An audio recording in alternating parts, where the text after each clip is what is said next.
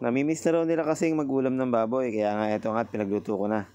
Hey, what's up guys mga kaibigan? Eto, marami tayo ditong kamatis. Hiwain lang muna natin yan ng hiwang patamad kumbaga. Sino ba sa inyo ang mahilig din sa kamatis kagaya ko? So maghihiwa din pala ako dito ng 2 sibuyas na pula.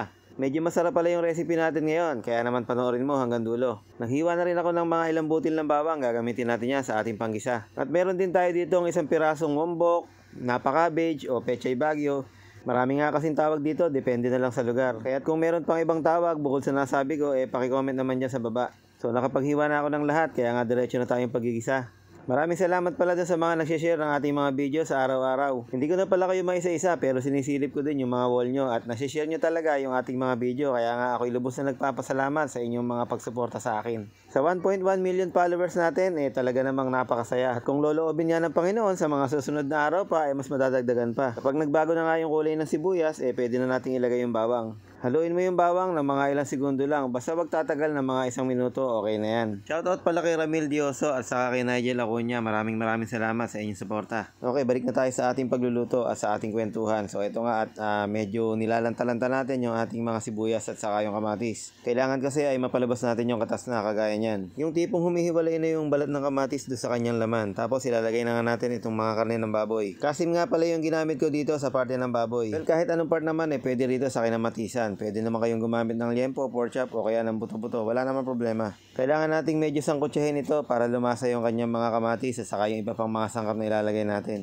Paminsan-minsan din kakain tayo ng karne. Wag naman puro isda o puro gulay. Syempre kailangan din natin ng protina. Or pwede rin kumain tayo ng itlog para nga may protein din. Ngayon naman titimplahan natin ito ng pamintang durog. Siguro mga kalahating kutsara lang okay na. At bilang pampaalat o pampa-enhance ng flavor, gagamit lang ako dito ng patis. Mga ilang kutsarang patis lang, pwede na. Kung mas prepare nyo ang asin, wala naman problema, okay lang din. Haluin mo nga lang ng haluin hanggang sa lumasa na nga yung mga sangkap na nilagay mo. Kung itatanong nyo naman kung pwede bang magluto ng kinamatisan ng isda, ng manok, pwede po at wala pang problema. Isa pang natikman kong recipe ay yung kinamatisang bangus. Kung meron kayong time, pwede nyo gayahin yung kinamatisang bangus. Tsak na mapapasarap talaga yung kain nyo. Dahil kung hindi nga kayo masyadong kumakain ng karne ng baboy, pwede kayong magkinamatisan gamit ang isda. Kapag naglagay ka pala ng tubig, enough to cover lang dun sa mga karne. Huwag mong masyadong dadamihan at baka mamaya sumobra naman sa tubig. Meron nga ako ditong natitirang liver spread, kaya nga nilagay ko na. Pampalasa rin yan, pampadagdag lasa. Pwede namang wala niyan, pero kung meron naman kayo dyan, pwede nyo naman subukan din. Malaking bagay din kasi yung naidadagdag na pampalasa ng liver spread.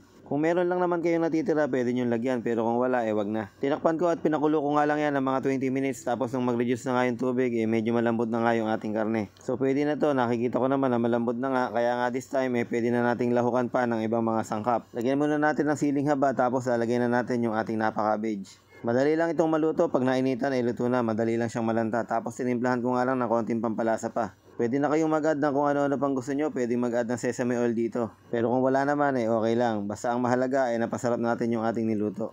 So I hope na nagustuhan nyo yung ating recipe for today. Maraming salamat sa lahat ng mga nanood at sa mga nag-share. Maraming salamat din sa mga nag-comment. I love you.